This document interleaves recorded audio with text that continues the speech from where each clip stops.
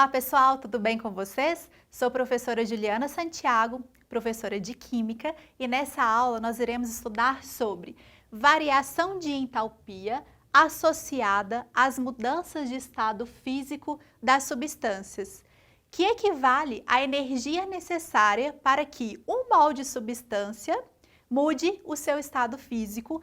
Vamos então falar sobre os estados físicos da matéria: estado sólido, líquido e gasoso. Qual que vai ser então a diferença desses estados físicos? No estado sólido, as moléculas estão mais coesas, mais juntas. As forças de atração são maiores do que as forças de repulsão. Um sólido, ele possui forma e volume definido. Já com relação ao líquido, as moléculas estão um pouquinho mais afastadas em comparação com o estado sólido, e o líquido ele possui um volume definido, mas a sua forma pode ser variável. Por exemplo, se a gente adicionar 100 ml em um copinho com capacidade de 200 ml, ou se a gente adicionar 100 ml em uma garrafa, o volume vai ser o mesmo, mas a forma vai ser variável de acordo com o recipiente onde esse líquido foi adicionado. Já o estado gasoso, as moléculas estão bem mais afastadas em comparação ao estado sólido e ao estado líquido. As forças de repulsão são maiores do que as forças de atração. Um gás, ele não possui volume e nem forma definidos, diferentemente das substâncias, né, no estado sólido e no estado líquido. Vamos então falar sobre as mudanças de estado físico.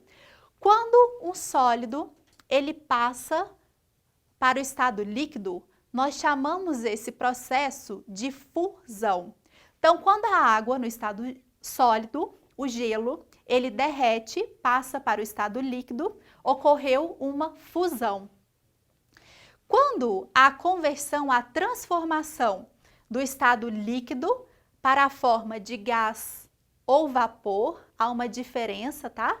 Então, para vocês entenderem melhor sobre qual a diferença de gás com vapor, vocês podem consultar e compreender o diagrama de fases, tudo bem? Então, do estado líquido para gás é chamado de vaporização. E vaporização nós podemos dividir em três. Por exemplo, evaporação, que consiste nessa mudança do estado líquido para o gás, mas é um processo natural. Ebulição, que também consiste nessa mudança do estado líquido para o estado gasoso, mas é um processo forçado. E a calefação, que é um processo forçado e brusco. Por exemplo, quando a gente coloca um líquido numa chapa muito quente, essa mudança ocorre de forma muito rápida, brusca. Tá certo? Então, isso é vaporização. E o processo contrário, então, de gás para líquido, é uma condensação. De líquido para sólido, é uma solidificação. Além dessas mudanças, é possível que uma substância no estado sólido, ela passe diretamente para o estado gasoso. A esse processo, nós damos o nome de sublimação. É o que acontece com aquelas bolinhas de naftalina que muitas pessoas utilizam, colocam próximo da roupa. Então, o que acontece? A roupa ela não fica úmida, não fica molhada. Por quê? Aquelas bolinhas no estado sólido passam diretamente para o estado gasoso. E o processo inverso de gasoso para sólido, que é chamado de sublimação ou ressublimação. Sobre a entalpia, que é o conjunto, o conteúdo energético, com relação à fusão, quando a substância vai passar do estado sólido para o estado líquido, é um processo endotérmico, ou seja, a absorção de energia, a absorção de calor. Assim como para que um líquido ele passe para o estado gasoso, precisa de absorver calor. O processo contrário, então de gás para líquido, vai ocorrer uma liberação de calor. assim como de líquido para sólido. Então, nesse sentido, nós temos processos endotérmicos, entalpia ΔH maior que zero, e no sentido contrário, nós temos uma liberação de calor, ΔH menor que zero. Para a água, a entalpia de fusão, ou seja, a energia necessária para que 1 mol dessa substância mude do estado sólido para o estado líquido, a entalpia é de mais 7,3 quilojoules, tá certo?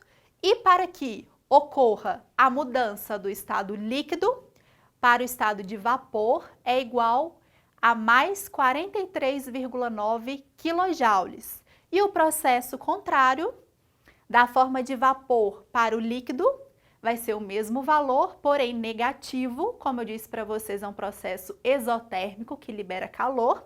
Então, será de menos 43,9 quilojoules e de líquido para sólido, menos 7,3 kJ.